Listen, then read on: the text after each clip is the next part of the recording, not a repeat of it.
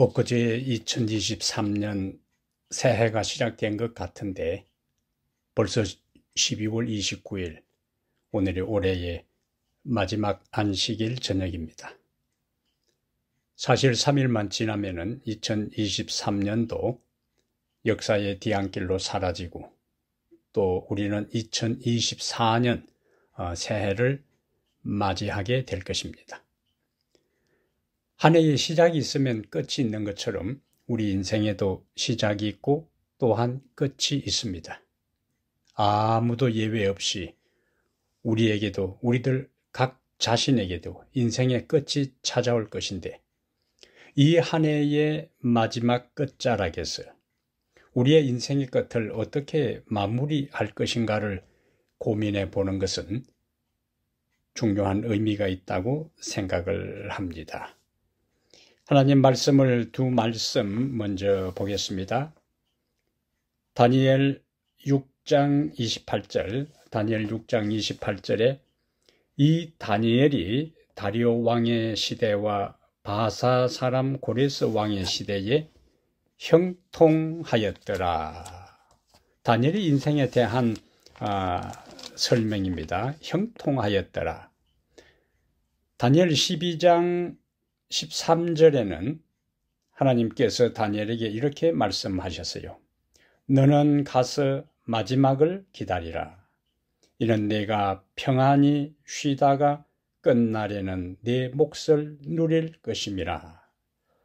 다니엘의 인생이 어떻게 끝났는지를 우리에게 단적으로 보여주는 말씀입니다.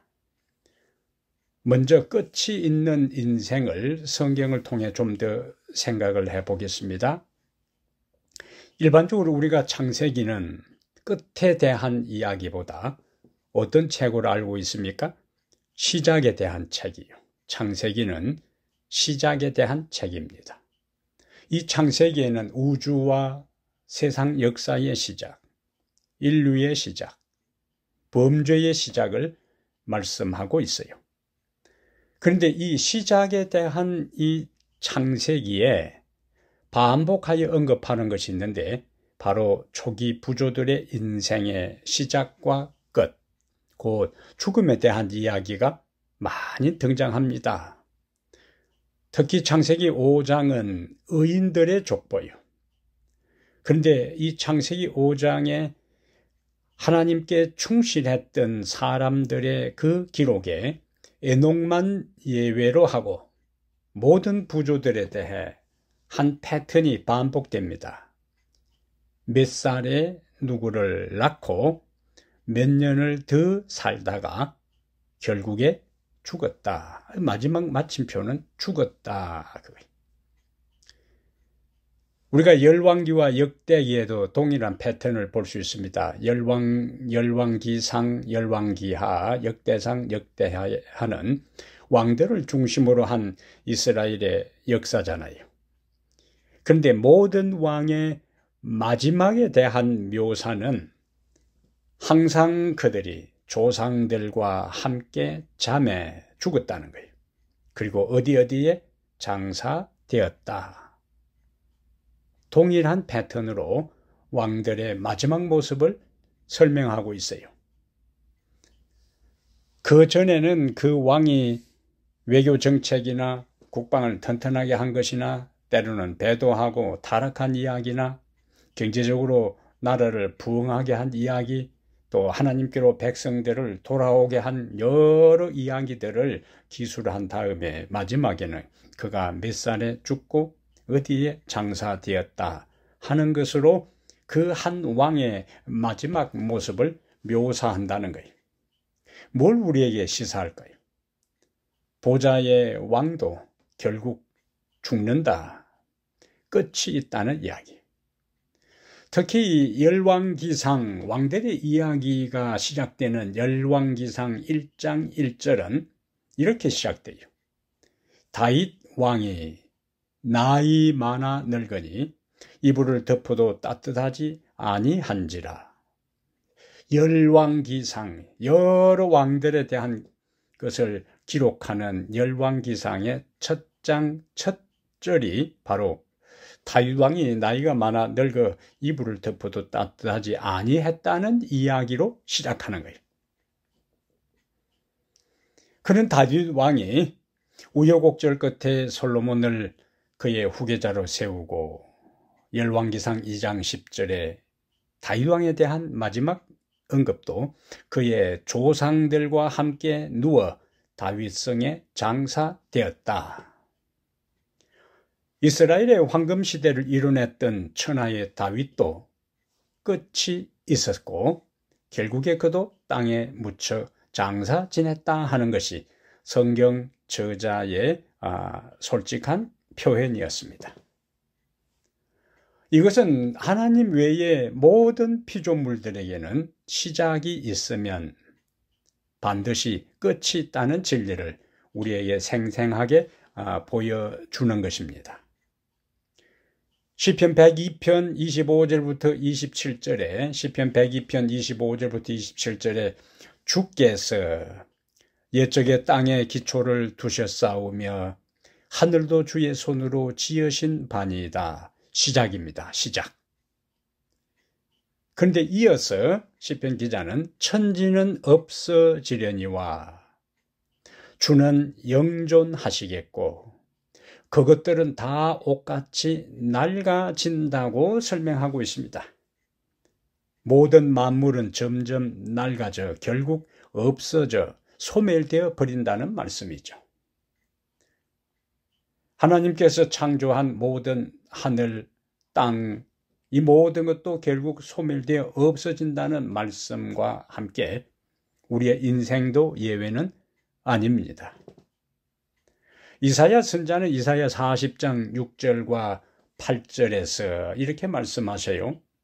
이사야 40장 6절과 8절에 모든 육체는 풀이요 그 모든 아름다움은 들의 꽃 같으니 풀은 마르고 꽃은 시든다고 했습니다. 그래서 바울은 히브리 9장 27절에 한 번 죽는 것은 사람에게 정한 것이라고 했습니다. 이 모든 말씀은 인간 삶의 유한함에 대한 것을 정언하고 있는 것입니다. 이런 말씀의 연장선에서 본다면 사실 하루하루 우리가 사는 게 아니라 하루하루 우리는 죽어간다고 해도 틀린 말은 아닙니다. 왜냐하면 하루가 지나고 나면 우리는 좀 더 죽음에 더 가까워지는 거예요. 끝을 향하여 가는 겁니다. 죽음을 향하여 가는 거예요. 종말을 향하여 사는 것이 인간 삶에 부인할 수 없는 실존입니다. 그렇다면 이렇게 끝이 있는 인생이라면 이미 이것은 정해진 거예요. 아무도 예외가 없습니다. 모든 사람은 언젠가는 반드시 죽는다는 사실은 이거는 부인할 수 없는 사실이요 진리입니다. 그렇다면 우리는 어떤 자세로 하루하루를 살아야 할까요? 시편 90편을 기록한 모세는 시편 90편 12절에서 이렇게 하나님께 기도합니다. 우리에게 우리 날 계수함을 가르치사 지혜의 마음을 얻게 하소서. 하나님께 기도하여 그분 주신 지혜로 유한한 우리의 삶을 하루하루 의미 있게 살아 끝이 좋은 인생의 마지막을 아름답게 마무리하는 게 중요하다는 말씀을 하고 있습니다. 그래서 오늘 말씀의 제목을 마지막이 좋은 인생이라 그렇게 정한 것입니다. 마지막이 좋은 인생. 독일 속담에도 끝이 좋으면 모든 것이 다 좋다라는 것이 있습니다. 사람은 시작과 끝을 비교해 볼 때 네 종류의 사람이 있어요. 첫째는 시작도 좋고 끝도 좋은 사람이 있습니다. 둘째는 시작도 나쁘고 끝도 나쁜 사람이에요. 최악이지. 셋째는 시작은 좋았는데 끝은 나쁜 사람입니다. 그리고 넷째는 시작은 나빴는데 끝이 좋은 사람이에요.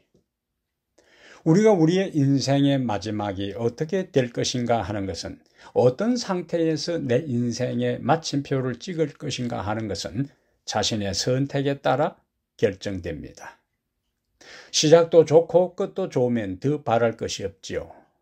최고로 좋은 인생의 삶의 모습입니다. 그러나 시작이 잘못되었더라도 끝을 잘 맺으면 됩니다.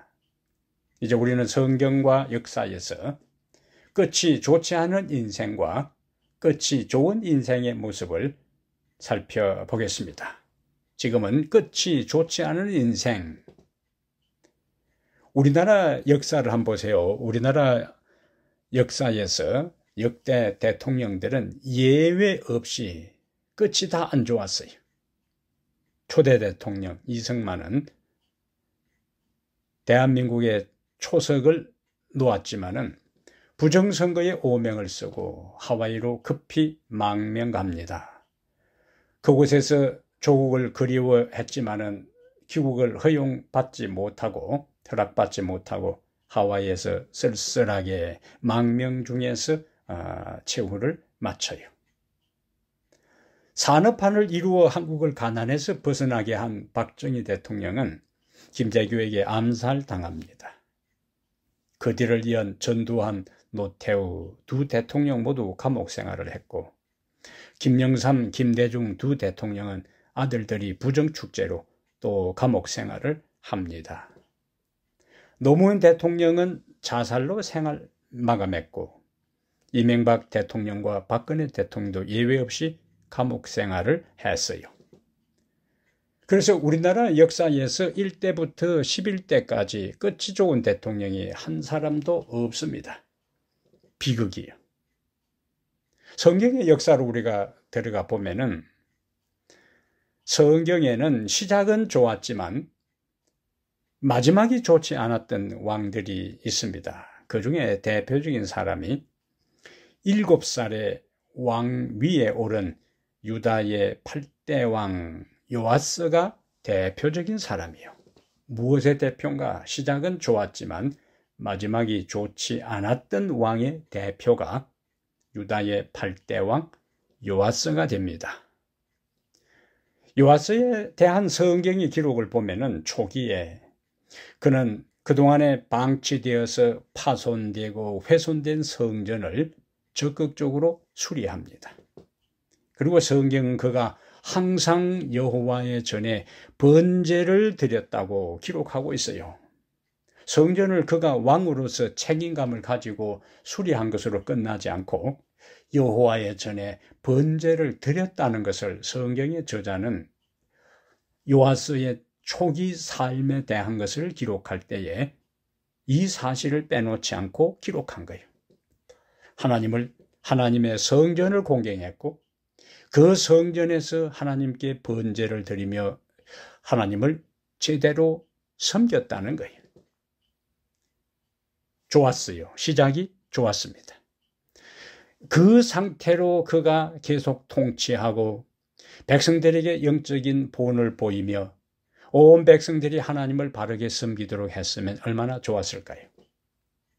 그러나 그의 왕의 영적 자문관이었던 고문이었던 제사장 여호야다가 죽고 난 후에 그는 완전히 배도합니다. 변절됩니다. 우상을 섬기고 그리고 백성들로 하여금 우상을 섬기도록 하는 중심에 서게 돼요.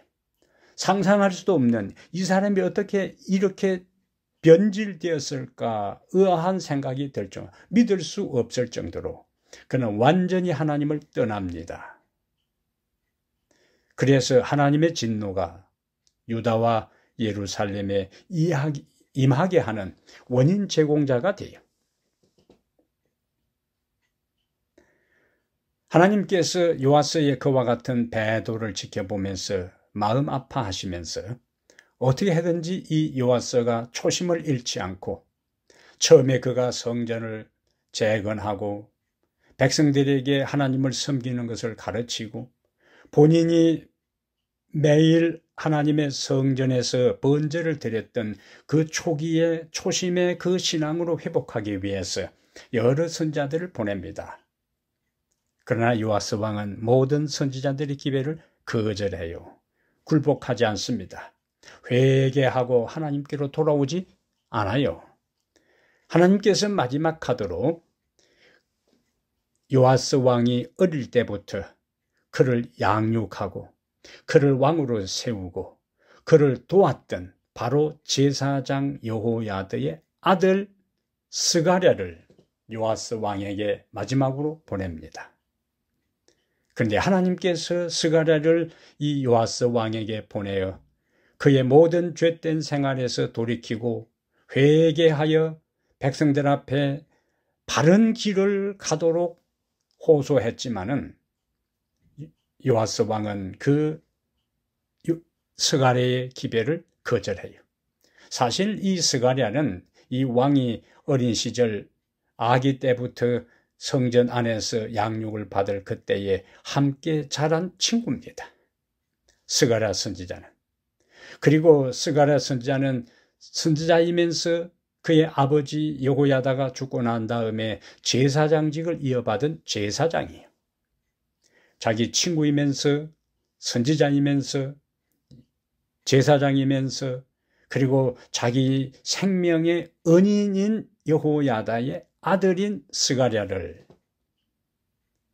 그는 기별을 받아들이는 대신에 오히려 성전 뜰 안에서 백성들로 하여금 돌로 쳐 죽이게 합니다. 성전 뜰 안에서 이 일을 범했다 하는 것은 이 요아스의 마음속에는 하나님을 두려워하는 것이 전혀 없어졌다는 거예요. 사탄이 그의 영혼을 완전히 장악하고 만 것입니다. 그는 돌아올 수 없는 강을 건넜어요. 그는 하나님께 더 이상 용서받을 수 없는 마지막 길을 가고 만 것입니다. 성전에서, 거룩한 성전에서 제사장이면서 선지자이면서 자기 어릴 때 함께 자란 친구이면서 자기 생명의 은인인 스가랴를 백성들을 선동해서 돌로 쳐 죽이게 한 이것은 하나님의 마지막 자비의 선을 넘고 만 것입니다. 이때에 하나님께서 더 이상 이 요아스를 방관하고 방치해 두지 아니하시고 하나님께서 심판의 칼을 뽑으시는데 우리는 역대하 24장 24절과 25절에서 이런 말씀을 봅니다. 우선 역대하 24장 23절부터요. 1주년 말에 아람 군대가 요아스를 치려고 올라와서 유다와 예루살렘에 이르러 백성 중에서 모든 방백들을 다 죽이고 이 방백들이 누구냐? 스가랴를 죽이는데 앞장섰던 사람들이고 이 방백들이 누구냐? 요아스를 충동해서 우상을 숭배하도록 부추기고 유혹한 그 사람들이 하나님께서 백성 중에서 모든 방백들을 왕이 죄의 길로 가도록 부추기고 유혹한 이 사람들을 아람 군대를 통하여 다 죽이게 합니다.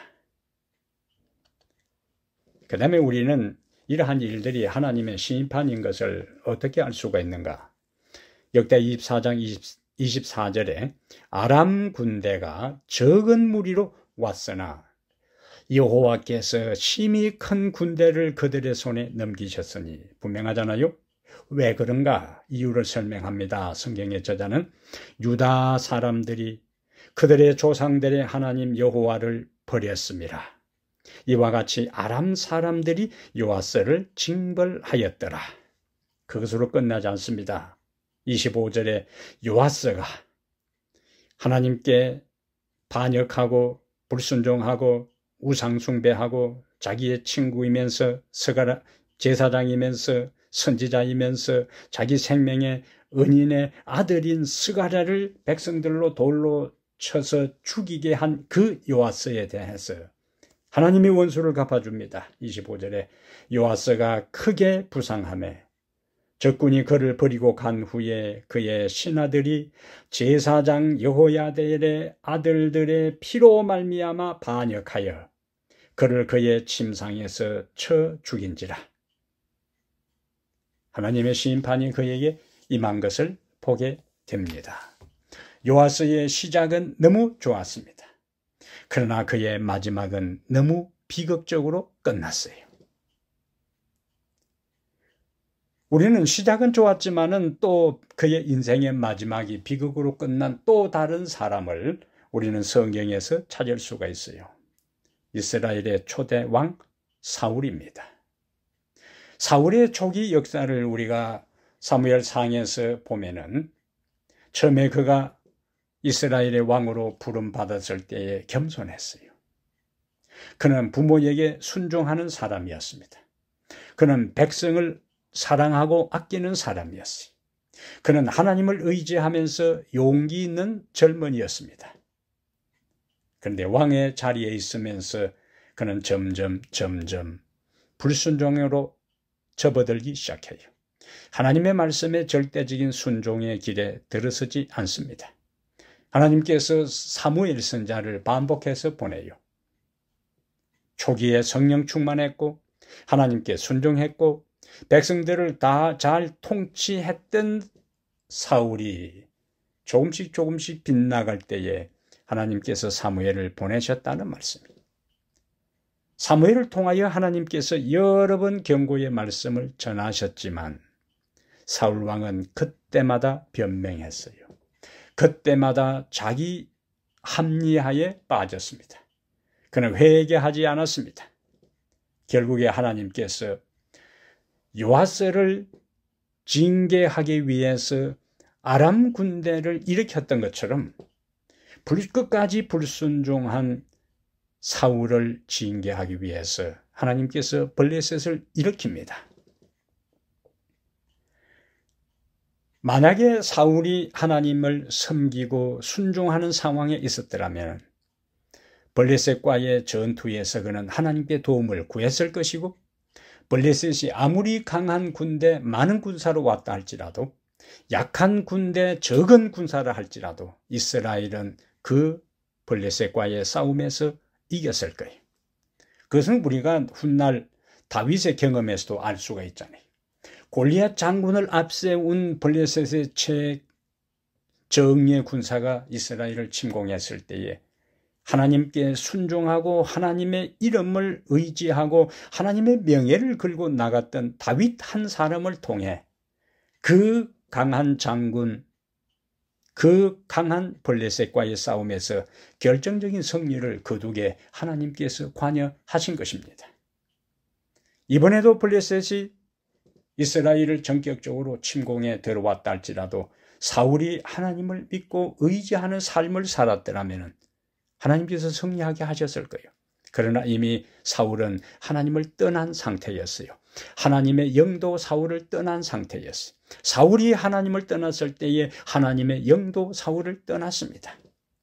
그러니까 위기를 닥칠 때에 사울은 안절부절하지 못하고 어떻게 할 줄 못하고 결국에 엔돌에 귀신 들린 여인을 찾아가서 도움을 구하는 그의 인생의 마지막이 얼마나 비참하게 초라하게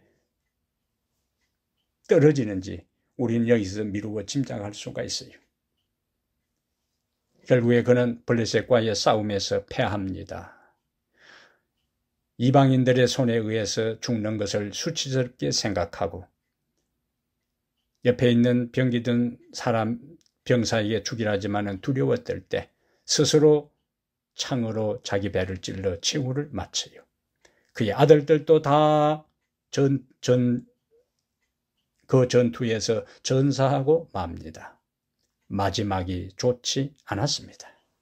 시작은 좋았지만 끝이 비극적으로 끝났어요. 우리는 예수님의 제자 유다도 예수님께서 반복하여 돌이키라는 말씀을 하셨지만은 그도 주님의 호소를 끝까지 거절하고 나중에 예수님을 판단 자살로 그의 인생을 마감했어요. 끝이 좋지 않은 사람의 특징이 있습니다. 하나님께서 경고의 기별을 전했음에도 불구하고 그 하나님의 경고의 기별에 반응하여 회개하고 돌이키지 않는 자는 예외 없이 그의 인생의 마지막은 비극으로 끝났습니다. 지금까지 우리는 끝이 좋지 않은 인생들을 보았는데요. 이제 결론적으로 끝이 좋은 인생에 대해서 살펴볼 필요가 있습니다. 무엇이든 끝이 좋아야 합니다. 마무리를 잘 지어야 해요. 운동 경기도 처음에 아무리 이겨도 마지막 몇 분을 남겨두고 점수를 더 확보하거나 지키지 못하면 이전에 이겼던 그것은 아무 의미가 없습니다. 물건을 제작할 때도 마지막 손질을 잘 해야 합니다. 인간관계도 끝이 좋아야 하고 결혼 생활도 마지막이 좋아야 합니다. 삶에 있어서도 노년이 행복하면 젊은 시절의 고생이나 시련도 아름다운 추억으로 기억됩니다. 하지만 노년이 불행하면 좋았던 젊은 시절 이야기는 왕년의 한 추억으로 끝나고 말아요. 식당에서 가족과 함께 즐거운 식사를 마쳤는데 마지막에 직원의 불친절한 태도 때문에 여태 좋았던 이미지가 순식간에 부정적으로 바뀌어 버릴 수 있습니다. 한마디로 마지막이 좋아야 좋은 기억으로 남는 것입니다. 시작도 좋고 끝도 좋으면 더 이상 바랄 것이 없지요. 그러나 시작이 잘못되었더라도 끝을 잘 맺으면 결국 잘한 것이 되는 것입니다. 신앙생활도 마찬가지. 신앙생활도 마지막 마무리를 잘해야 합니다. 끝이 좋아야 합니다. 그래서 주님은 끝까지 견디는 자가 구원을 얻으리라고 말씀하신 겁니다. 성경에도 끝이 좋은 인물들이 많이 있는데요. 저는 그 중에서 요셉과 다니엘을 꼽고 싶습니다. 요셉은 형들에 의해 노예로 팔렸고 다니엘은 나라가 망하여 포로로 끌려갔습니다. 그들의 시작은 어려웠어요. 그러나 요셉은 시련의 모든 과정을 통과하여 결국에 애굽의 총리가 됩니다. 그리고 그의 형제들과 부모들을 다 부요한 애굽으로 인도하여 그곳에서 안정된 삶을 살게 합니다. 요셉의 마지막이 좋았어요. 다니엘도 마찬가지. 포로의 신분으로 끌려왔지만 어떤 상황에서도 하나님께 충성하기로 선택했기 때문에 하나님께서 그를 높여주셨어요. 당시 근동 최강대국의 총리의 자리에 오르게 하셨습니다. 심지어 바벨론 왕조가 메데 페르시아에 의해서 망한 이후에도 새 왕조 페르시아 제국에서도 그는 형통했다고 오늘 우리가 읽은 다니엘 6장 28절에서 증언합니다. 고레스 왕 때까지 형통했다. 다니엘 인생의 마지막에 대하여 주님이 말씀하신 것이 다니엘 12장 13절입니다. 너는 가서 마지막을 기다리라. 끝을 기다리라는 거예요. 이는 내가 평안히 쉬다가 끝이 좋았어요. 끝날에는 내 몫을 누릴 것임이라. 다니엘 12장 13절은 다니엘 전체의 마지막 절이면서 다니엘의 마지막이 어떤 형통의 축복으로 그의 인생의 마지막 마침표를 찍었는지를 보여주는 말씀이에요. 너는 가서 마지막을 기다리라. 이는 네가 평안히 쉬다가 끝날에는 내 몫을 누릴 것임이라. 사명을 당한 후에 쉬다가 부활하여 하나님이 약속하신 복을 받게 될 것이라는 보장의 말씀입니다. 그러므로 사랑하는 여러분, 우리의 삶에는 끝이 반드시 있습니다. 이왕 사는 인생, 우리의 인생 끝이 아름답게 끝나기를 바랍니다. 끝이 좋아야 모든 것이 좋은 것입니다. 우리가 요셉이나 다니엘처럼 마지막까지 형통하고 끝이 좋은 인생을 살리면 사는 날 동안 다양한 방법으로 말씀하시는 하나님의 말씀에 귀를 기울여야 합니다. 끝이 좋지 않은 인생은 하나님의 말씀을 끝까지 거절한 사람이요. 끝이 좋은 인생은 하나님의 말씀을 중심으로 삼고 살아간 인생은 마지막 끝이 좋았습니다. 그래서 계시록 7교회에 보내는 기별 중에 항상 그 교회 마지막에 반복하여 나오는 말씀이 있습니다. 귀 있는 자는 성령이 교회들에게 하시는 말씀을 들을지어다. 7교회에 반복하여 마지막 그 교회의 결론으로 성경은 귀 있는 자는 성령이 교회들에게 하시는 말씀을 들을지어다라고 말씀한 것입니다. 이사야 55장 3절에도 너희는 귀를 기울이고 내게 나와 들으라. 그리하면 너희 영혼이 살리라. 너희 영혼이 형통하리라. 너희 인생의 마지막이 잘 되리라는 약속이요. 한 해가 맞춰지는 이 시점에 지난 1년을 돌아보며 새해에는 주님의 말씀에 더욱 귀를 기울여 우리 모두의 인생이 아름답게 맞춰지는 끝이 좋은 마지막이 좋은 인생으로 우리의 인생의 마침표를 다 찍게 되기를 이 시간에 간절히 바랍니다. 은혜로우신 우리 하나님, 한 해가 저물어 가는 이 2023년의 마지막 자리에 저희들이 서 있습니다. 지난 1년을 인도하신 자비하신 우리 하나님, 오늘 우리의 인생의 마지막을 생각합니다. 이왕이면 우리의 삶의 마지막이 끝이 좋은 인생이 되기를 원합니다. 주님의 말씀을 언제나 귀담아 듣고 주님의 말씀이 가르치는 대로 따라 살아감으로 요셉처럼 다니엘처럼 형통의 삶으로 우리의 인생이 끝나게 해 주시옵소서. 이제 며칠 남지 않는 이 한 해 동안 지난 1년 동안의 삶을 철저하게 성찰하고 반성하여 새로운 해에는 하나님의 뜻을 따라 더 주님께로 가까이 가고자 하는 새로운 다짐과 결심이 우리 모든 성도들의 마음속에 있게 해 주시옵소서. 우리 주 예수님 이름으로 기도합니다. 아멘.